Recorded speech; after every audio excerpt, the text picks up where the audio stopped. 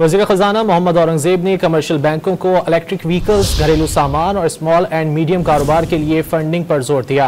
Governor state bank के साथ commercial बैंकों के नुमाइंदों से बातचीत में वफाकी वज़ीर ख़ज़ाना का कहना था कि छोटे पैमाने पर कर्ज और फंड्स की फराहमी से माइक्रो इकनॉमिक तरक्की के रास्ते खुलेंगे। बातचीत के दौरान बैंकिंग सेक्टर ने बिजली, गैस और टेलीकम्युनिकेशन कंपनियों के ताउन का मुतालबा किया।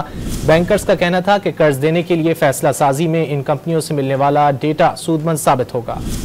वज़ीर ख़ज़ाना मोहम्मद औरंगज़ेब ने कमर्शियल बैंकों को इलेक्ट्रिक व्हीकल्स, घरेलू सामान और स्मॉल एंड मीडियम कारोबार के लिए फंडिंग पर जोर दिया। गवर्नर स्टेट बैंक के साथ कमर्शियल बैंकों के नुमाइंदों से बातचीत में वफाकी वज़ीर ख़ज़ाना का कहना था कि छोटे पैमाने पर कर्ज और फंड्स की फराहमी से माइक्रो इकनॉमिक तरक्की के रास्ते खुलेंगे। बातचीत के दौरान बैंकिंग सेक्टर ने बिजली, गैस और टेलीकम्युनिकेशन कंपनियों के ताउन का मुतालबा किया।